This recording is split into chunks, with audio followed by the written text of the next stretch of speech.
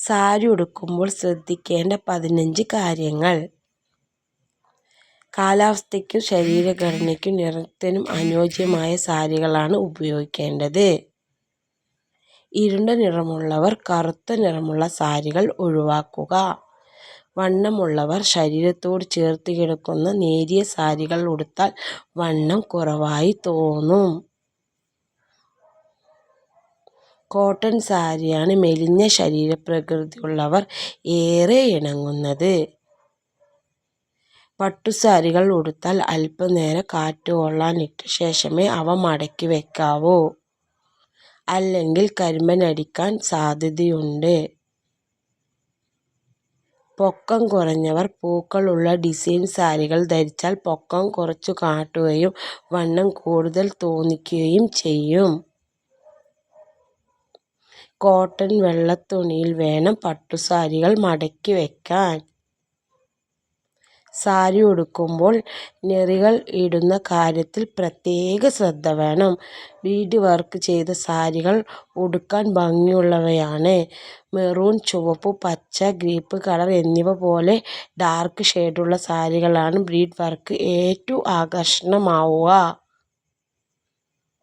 വിശേഷ അവസരങ്ങളിൽ ആഘോഷങ്ങളിലും അണിയാവുന്ന തരത്തിൽ ആകർഷകമായ നെയ്തെടുത്ത ഡിസൈനുകളും ചിത്രപ്പണികളും സാരിയുടെ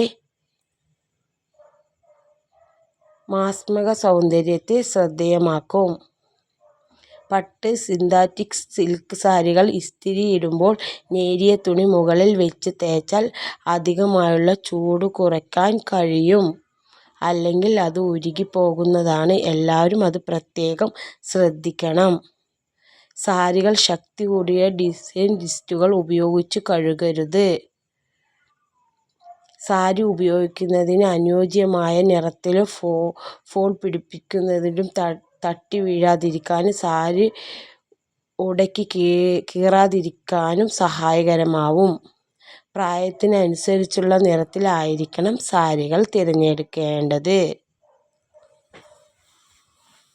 സാരി ഉടുക്കുമ്പോൾ മറയ്ക്കാൻ പ്രത്യേകം ശ്രദ്ധിക്കുക, അല്ലെങ്കിൽ നിങ്ങൾ മറ്റുള്ളവരുടെ മുമ്പിൽ പരിഹാസമാവും.